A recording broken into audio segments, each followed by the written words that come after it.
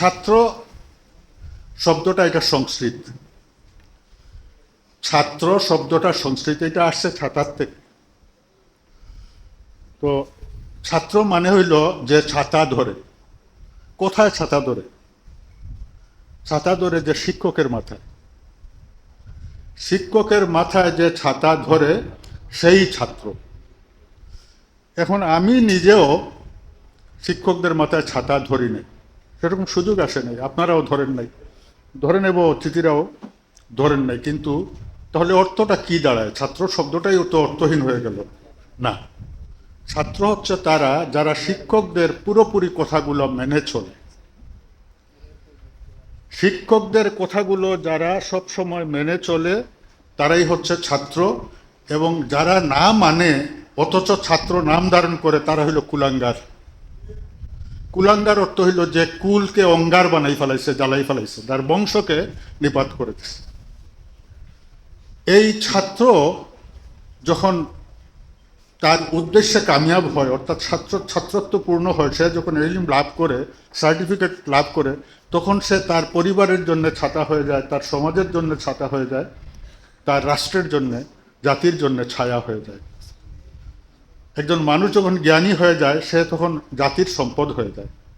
আমার সাহেব কিবলা বলতেন যে একজন সত্যিকার অর্থে যে মানুষ হয়ে যায় সে 14 পুরুষকে উজালা করে দেয়।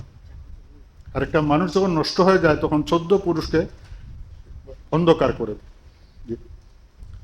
তো সাহেব কিবলা নামটি আসছে, আপনারা সবাই বলছেন, আমিও বলছি যে সাহেব কিবলা এই সংগঠনের যিনি প্রতিষ্ঠাতা, যার হাত দিয়ে এই প্রতিষ্ঠানের, যার মগজ থেকে এই প্রতিষ্ঠানটা আসছে। আর আমার যেটা বিশ্বাস, ফুলতরি সাহেব রহমতুল্লাহ আলাহি তার জীবনে যে কাজগুলো করতেন সেগুলো কিন্তু ইলহামি নির্দেশে করতেন। অলিয়াল্লাহরা আমরা দেখি না, বুঝি না, কিন্তু তার কাজগুলো করেন, যেগুলো করেন সেটা আল্লাহর ইশারায় করতেন। ওই ইশারাগুলোই এলহাম। এটা একটা ইলহামি প্রতিষ্ঠান তালামিজে ইসলামিয়া।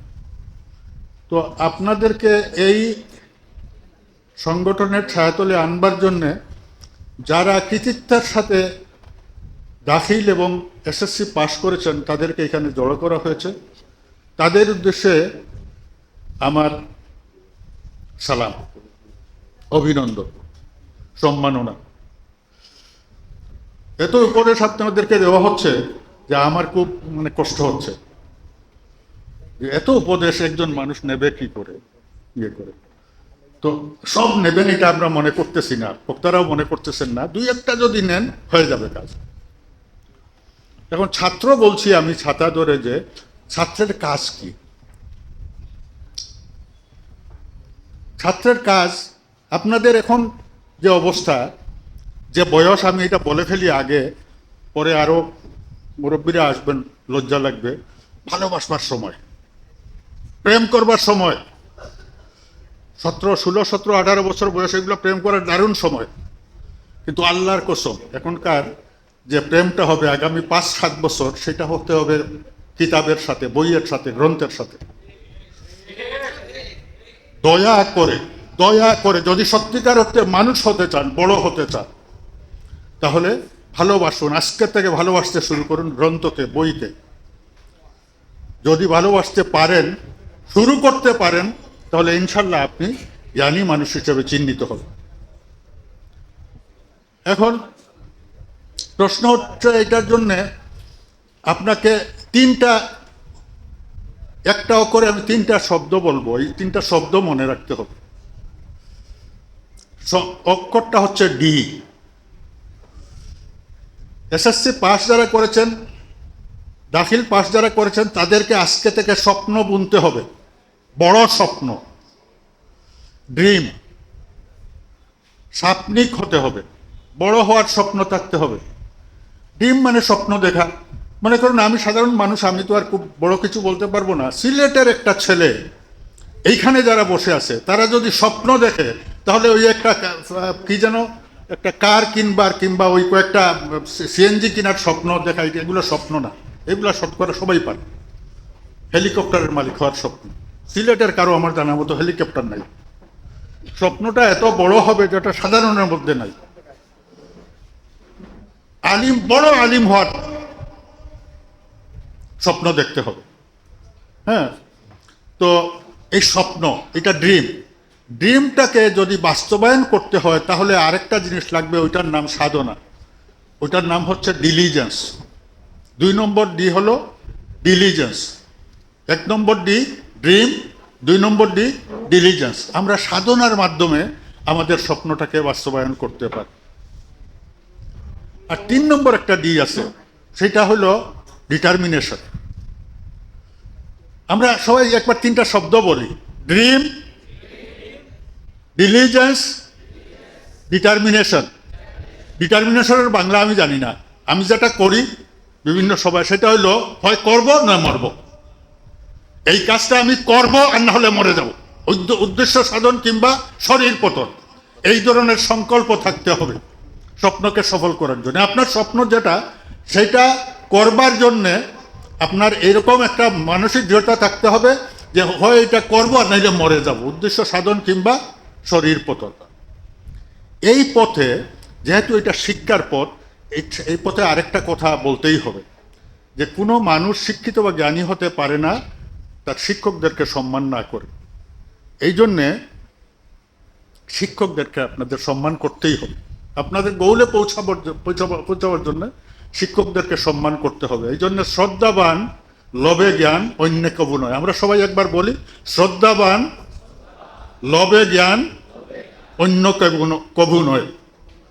অর্থাৎ জ্ঞানীকে সম্মান না করে আপনি কোনো অবস্থাতেই জ্ঞানী হতে পারবেন না। আরেকটা কথা বলে ফেলি, আমরা বড় মানুষ এইগুলো বলি, কিন্তু আসলে আমরা যেটা বলতে চাই, আমাদের সন্তান যারা বা আমরা নিজেরাও, আমরা সম্মানিত জীবন যাপন করতে চাই, সম্মানের জীবন চাই।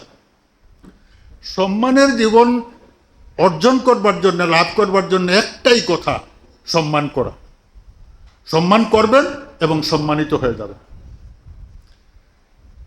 আর সম্মান করার ব্যাপারটি, আপনার পাশের যে মানুষটি ডানে বা বাদে, তাকে ছোট মনে করবেন না, সে আপনার চেয়ে কিছু বেশি জানে। আপনারা প্রত্যেকেই, আমাদের এখানে যারা বসা, তাদের চেয়ে কোনো না কোনো বিষয়ে একটা জিনিস বেশি জানেন। প্রফেসর সাহেব বলেছেন যে মিস্টার অল নো বলে কেউ নাই, সব জানতা বলে কেউ নাই। কেউ যদি মনে করে সে সব জানতা, তাহলে সে শয়তান, সে মানুষ না। তো এই জন্যে কি বলছি, আপনার কি বললাম, সব জানতা বলতে কিছু ওই সম্মান করতে হবে, সম্মানটা করা। আপনার ডানে যে, তাকেও সম্মান করুন, বামে যে, তাকেও সম্মান করুন, আপনার মাঝখানে যে আছে তাকেও সম্মান করুন। এই সম্মানটা করলে আপনি নিজে সম্মানিত হয়ে যাবেন এবং আপনি মানুষ হয়ে যাবেন। তো এখন এই কথার পরে আমি যে আপনাদেরকে যে 3টা ডি বলছি, এই 3টা ডিতে সফল হওয়ার আর 3টা কথা আছে। কারণ ছাত্র যারা আপনারা কলেজে যাবেন, আপনারা ইউনিভার্সিটিতে যাবেন কিংবা মাদ্রাসায় যাবেন, তাদেরকে হলো যে আপনারা পড়বেন। ছাত্রদের তপস্যা বা ধর্ম হলো পড়াশোনা করা। তো এই যে পড়াশোনাটা 3টা আর দিয়ে আমরা বলি মাস্টাররা। একটা হলো রিড, মানে পড়ো, আর আরেকটা হলো রিপিট, মানে জপ। এখন আর জপার কথা কেউ বলে না, বারবার পড়া। রিড, রিপিট, আর আরেকটা হলো রিহার্স, যেটা পড়ছি সেটা একটু অনুশীলন করা, যে আমি জিনিসটা বুঝতে পারছি কিনা, মনে রাখতে পারছি কিনা। এই জিনিসটা করতে হয় শিক্ষা জীবন সফল হওয়ার জন্য। তো এই জন্য এখন আমরা আরো 3টা শব্দ বলি। রিড, বলুন, রিড, রিপিট, রিহার্স, আপনার পড়া কমপ্লিট। ওই 3টা স্তর যদি মানেন, তাহলে আপনার পড়াটা কমপ্লিট হবে। পড়াটা কমপ্লিট মানে হচ্ছে আপনার জানাটা কমপ্লিট হবে। এখন নলেজ কি জন্য আপনি করবেন, পড়বেন? কেন পড়েন, কেন পড়ব? জ্ঞানের জন্য না? জ্ঞান মানে কি? What is knowledge? নলেজ মানে কি? সবাই বলেন, knowledge is power, knowledge is power, knowledge is power. বিশ্বাস করবেন যে প্রতিদিনের প্রত্যেকটা পদক্ষেপ আপনার শিক্ষার জন্য, প্রতিদিনের প্রতিটি পদক্ষেপ শিক্ষার জন্য। যদি এটা মনে রাখতে পারেন, আল্লাহ রব্বুল আলামিন ওয়াদা করেছেন আপনাকে জ্ঞান দান করবেন। জ্ঞান চাইতে হয়, জ্ঞান চাওয়ার দোয়া আছে না, রব্বি জিদনি ইলমা। ব্যাপারটা হচ্ছে আমরা সবাই মাদ্রাসা স্কুলে পড়তে পড়তে সবাই হয়ে গেছি, কিন্তু আমরা ছোট বড় সব আদিম, কিন্তু উই ডোন্ট লিভ ইসলাম। আমরা ইসলামের কথা বলি, সুবহানাল্লাহ আলহামদুলিল্লাহ বলি, কিন্তু আমরা প্রকৃতপক্ষে ইসলামের জীবন যেটা সেটা যাপন করি না। এই জন্য আমাদের জীবনের কোনো আসর নাই। এই আমার বড় বলারা চলে আসছে, আর আমি ইলমের কথা বলবো না। জি, কুতুবুল আলম সাহেব খুব তাজা আলী। জি জি, তো আমি 3টা ডি বলছি, আপনাদের মনে আছে? 3টা ডি: ড্রিম, ডিলিজেন্স, ডিটারমিনেশন। আর 3টা আর বলছি: রিড, রিপিট, রিহার্স। মনে থাকবে আপনাদের? এইটুকু আপনাদের ভবিষ্যতের শিক্ষার জন্য আমার জানার থেকে এইটুকুই আর কি, এর বেশি কিছু নাই। আর আরেকটা কথা বলছি খুব যে আপনাদেরকে সম্মানিত মানুষ হতে হবে, এবং সম্মানিত মানুষ হবার জন্য আপনাদেরকে মানুষকে সম্মান করতে হবে। মানুষকে সম্মান করার ব্যাপারটা কোথায় পাইলাম? আল্লাহ রাব্বুল আলামিন কোরআনে পাকে বলে দিয়েছেন, ওয়ালাকাদ কাররামনা বনি আদম, আমি আদমের সন্তানদেরকে সম্মানিত করেছি। আল্লাহ রাব্বুল আলামিন মানব আদমের সন্তানদেরকে, সেটা খ্রিস্টান হোক, ইহুদি হোক, হিন্দু হোক, যাই হোক না কেন, সে আদমের সন্তান। আল্লাহ রসুল ইহুদির যখন যাচ্ছে, জানাজা যাচ্ছে, তখন দাঁড়িয়ে গেছিলেন, আর সাহাবীরা বললেন, ইয়া রাসূলুল্লাহ, এটা তো ইহুদির লাশ। তিনি বলছেন, এ কি মানুষ না? এটা মানুষের লাশ তো। এইভাবে আল্লাহ রসুল মানুষকে সম্মান করছেন। আপনাদেরকেও সব মানুষকে সম্মান করতে হবে। এবং সম্মান, এই সম্মানেরই আরেকটা নাম ভালোবাসা, আরেকটা নাম শ্রদ্ধা। এটা বিভিন্ন রূপ, একটা আবেগের। তো আমরা যেন মানুষের প্রতি সম্মান রাখি। এবং এখানে আপনাদের একজন নেতা ভ্যালুজের কথা বলছেন, সদ্ব্যবহারের কথা বলছেন। ইসলাম, আমি আগে যে কথাটা বলছি যে ইসলাম, আমরা যদি ইসলামকে অনুসরণ করি, শতভাগ অনুসরণ করি, তাহলে ওয়াজ করা লাগে না। একটা মানুষের চরিত্রই মানুষকে টানে। মুসলমানরা যারা এই রিভার্ট স্টোরি আমি পড়ি, যে বিভিন্ন ধর্ম থেকে যারা ধর্মান্তরিত হয়, সেটা ওই পশ্চিমা ডাক্তার হোক, ইঞ্জিনিয়ার হোক, অমুক তমুক, তো তাদের সবারই একটা দেখি যে তারা ওই কোরআন শরীফ পড়ে যখন মুসলমান হয়, তখন কিন্তু তারা আর সমাজ পায় না। যার নাম আহমদ, তার মধ্যে কিন্তু আহমদের চরিত্র নাই, কিংবা সে ইসলাম সম্পর্কে জানে না। এরকম মানুষের সাথে তাদের হয়। তো আমরা যেন, আমরা এই মুসলমানকে, মুসলমান মানেই তো ফৌজে রসুল্লাহ, বন যাও মুসলমান তু ফৌজে রসুল্লাহ। আমরা সবাই কিন্তু আল্লাহ রসুলের ফৌজ, এই কথাটা মনে রাখবেন। আরেকটা কথা বলি আপনার, যে ওই যে তালামি যে ইসলামী সংগঠন অনেকগুলো কিন্তু বাংলাদেশে, জি না, জি, অনেকগুলো নাকি? আমি সব অনেকগুলোতে যাই, অনেকগুলোতে আমাকে বলা হয় যাই। ওই যে মানে ওই ঢাকা ইউনিভার্সিটির আছে তো, সিল আছে তো, সুতরাং প্রফেসর সাহেব, প্রিন্সিপাল সাহেব ইত্যাদি ইত্যাদি, এই হিসাবে যাই। এবং যেহেতু টুপি পরি, তো আমি যেটা দেখছি যে সব জায়গায় তৌহিদ আছে, কিন্তু তৌহিদ সব জায়গায় আছে, তৌহিদি জনতা আছে। তো দুঃখের কথা একটা বলে ফেলি, আজকে মানে ওই ইউটিউবে পশ্চিমবঙ্গের এক গায়ক, বৃদ্ধ, নাম ভুলে গেছি, তার ইন্টারভিউ নিচ্ছিল। তো ধর্ম সম্পর্কে তাকে জিজ্ঞেস করেছে, বলছে আমি ধর্ম টর্ম মানি না, বিশ্বাস করি না, ধর্ম শুধু বিভাজন করে। তারপরে তার একটা গানের কথা বলছে, এই যে তুমি আলো চাই, চাই, সে বলে আমি ধর্ম মানি না, বলে আমি কি ঈশ্বর মানি না? সৃষ্টিকর্তা তো আমি অবশ্যই মানি, আমি ধর্ম মানি না। সে ধর্ম মানে না, সৃষ্টিকর্তা মানে। তো আমাদের জকিগঞ্জে এক শিক্ষক আছে, কবি, তো তার মানে একটা বই আছে ওই সিলেটি ভাষার উপরে, বোধহয় এখনো প্রকাশ হয় নাই। তো সে বের করছে যে এই যে ও মাই গড বলে ইংরেজরা, ও মাই গড, এটা তারা শিখছে আমরা সিলেটিদের কাছ থেকে, আমরা যে অমাজ্ঞ হই, বিপদ আপদে পড়লে আমরা মহামাজ্ঞ হই না, ওটা তাকে শিখছে বলে ইংরেজি ও মাই গড। হ্যাঁ, আসলে গড যিনি, ইনি সর্বত্র আছেন, সবাই বিশ্বাস করে, কিন্তু মুসলমান আলাদা কেন? মুহাম্মদুর রাসূলুল্লাহর রিসালতে বিশ্বাস করবার জন্য। আর আমাদের দেশে এই যে এতগুলো ইসলামী সংগঠন আছে, ছাত্র সংগঠন আছে, তার মধ্যে তালামে যে ইসলামিয়া বিশিষ্ট কেন? এটা হলো মহব্বতে রসুলের জন্য। না, জি জি কি হয়েছে?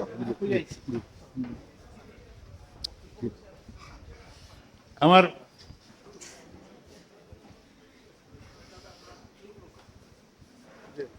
জি জি আমার প্রধান অতিথি মহোদয় চলে আসেন, আমি সংক্ষিপ্ত করব। উনি আমাকে আগে করছিলেন, উনি না আসার আগে কথা না বলার জন্যে, তো সরি, আমি আমার কথাগুলো প্রায় বলেই ফেলছি। তো এই সংগঠনটির বৈশিষ্ট্য হলো, আমি কবির নাম বলতে পারবো না, তার ছিল যে খোদার কসম আমার ইমান মানে হচ্ছে হুব্বে রসুল, মুহাম্মদুর রাসূল ইসলামের প্রেমই হচ্ছে আমার ইমান। তো আমার জানা মতো, দেখা মতো, বয়স অনেক হয়ে গেছে, সাব কিবলা ফুলতলি রহমতুল্লাহ আলাইহির মতো আমি কোনো আশিকে রসুল দেখি নাই, এবং তিনি আল্লাহ রসুলের প্রেম থেকেই এবং ইলহাম থেকে এই সংগঠনটি প্রতিষ্ঠা করেছেন। আপনারা দয়া করে এর সাথে সম্পর্ক করুন, এর সাথে সম্পর্ক রাখুন, লাভবান হবেন। আমি আমার জীবনের এই পর্যায়ে এসে সবচেয়ে বেশি বঞ্চিত বোধ করি এই জন্যে যে আমি মাদ্রাসায় পড়াশোনা করি নাই। মাদ্রাসায় পড়াশোনা করি নাই, কিন্তু মাদ্রাসার বিল্ডিংয়েরই, ফুলতলি মাদ্রাসা বিল্ডিংয়ের না একটা কাঁচা কি বলে টিনের চালা ছিল, ঘর ছিল, সেইটারই একটা কামরায় আমাদের প্রাইমারি স্কুল ছিল, এটা মক্তব ছিল, ওইটাতে আমি ক্লাস 4 পর্যন্ত পড়াশোনা করছি। এই জন্যে মাদ্রাসায় বলতে পারেন যে সহবতটা তো মানে আলিমদেরও ছিল। তো যারা দাখিল পাশ করে আসছেন তারা বিশ্বাস করেন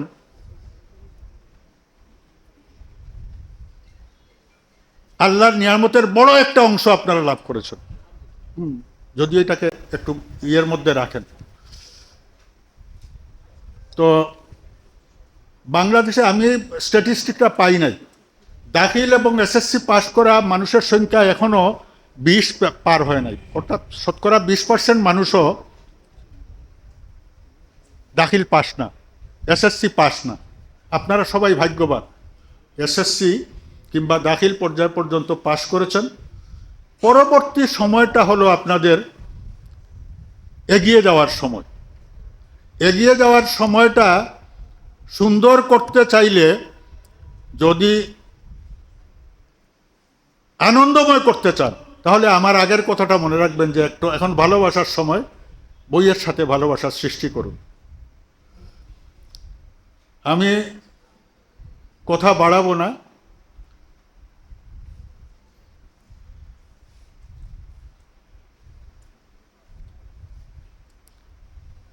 আমার জীবনে আসছে, আপনাদের জীবনে এই সময়টা আসবে যখন পুঁজি বলতে কিচ্ছু পাওয়া যায় না, ছেলে মেয়েকেও পাশে পাওয়া যায় না। হ্যাঁ, শুধুমাত্র যদি আপনার পারপাসটা থাকে আর সেইটার জন্য যদি লেগে থাকতে পারেন, তাহলে জীবনের একটি অর্থ পাবেন, আর না হলে আপনার জীবনের কোনো অর্থ থাকবে না। সেই পারপাসটা মুসলমানের জন্য আর কিচ্ছু না, একটাই গন্তব্য, একটাই শব্দ, জান্নাত জান্নাত জান্নাত। এখন থেকে প্রতিদিন আপনার জীবনের যে যাত্রাটা হবে, প্রতিটি পদক্ষেপ, সেটা ঘুম হোক, খাওয়া হোক, হাঁটা হোক, চলা হোক, স্কুল হোক, মাদ্রাসা হোক, যাই হোক না কেন, সেটা হবে জান্নাতের উদ্দেশ্যে। এটাকে যদি এই জান্নাতের উদ্দেশ্যে যদি জীবনকে গঠন করতে পারেন, রাখতে পারেন, তাহলেই আপনার জীবন সার্থক।